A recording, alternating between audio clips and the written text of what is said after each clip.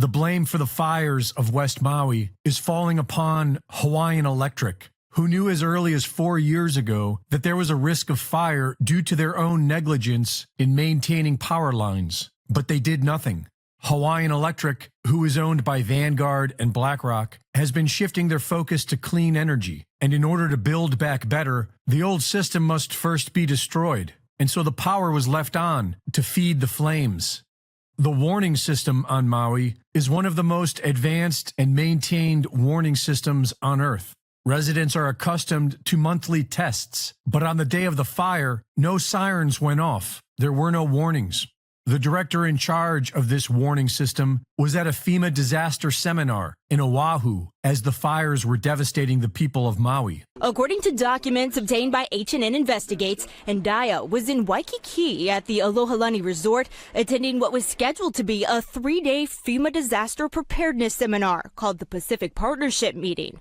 A receipt from the hotel shows Ndaya checked in last Monday, a day before the fire started. That same receipt lists a departure date of Wednesday, August 9th, the morning after flames reduced Lahaina town to ash. According to Tuesday's agenda, the day wrapped up with a networking reception at the hotel's Longboard Club from 5 to 7 that evening.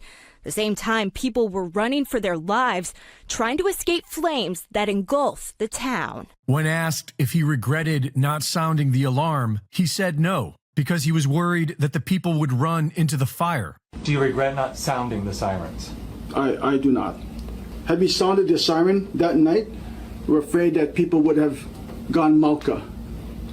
And if that was the case, then they would have gone into the fire. But instead, they burned to death at home, including an untold number of children who were home alone that morning because of a school cancellation.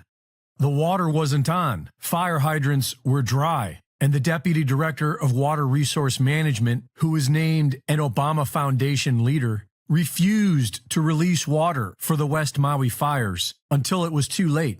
He says that in order to share water, Hawaiians need to discuss equity. Really, my motto is always like, let water connect us and not divide us. Like we can share it, but it requires true conversations about equity. Without any warnings and without any water, the people tried to flee, but they were stopped by the police, who had orders to keep people from escaping. I said, what are you doing? He goes, well, I'm under orders to keep them here. And I said, the fire is right around Safeway. It's going to hit Front Street. You know, these people got to get out of here. And he said, I'm following orders. No way. And so I just kept walking. Well, maybe he knows something I don't. The Maui chief of police was the incident officer at one of the biggest cover-up operations in U.S. history, the 2017 Las Vegas shootings. No comment? No comment right now, guys. No comment? Yeah. I'm talking to the chief, sir. Yeah. Why doesn't he want to speak to the people? Only to a camera. Residents are not allowed to leave unless they get a permission slip from the federal government. But the government recently decided to shut that option down. I've just been informed that we are shutting down this placard distribution as of now. While the fires burned, a book was published about the entire event. The book blamed climate change and was written by a Dr. Miles Stones. The definition of milestone is an action or event marking a significant change or stage in development.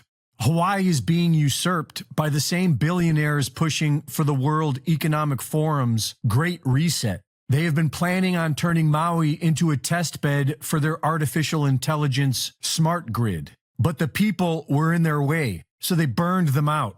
Maui will either be a major milestone for the ruling class or a line in the sand for we the people. The federal government offers a one-time payment of $700 to each family that has lost their home. And the governor of Hawaii tells reporters that the state plans on acquiring the land. I'm already thinking about ways for the state to acquire that land so that we can put it into workforce housing, to put it back into families, or to make it open spaces in perpetuity as a memorial to people who were lost. And if it wasn't for the local community, the survivors would be left alone to die in the ashes of their neighbors. Reporting for InfoWars, this is Greg Reese.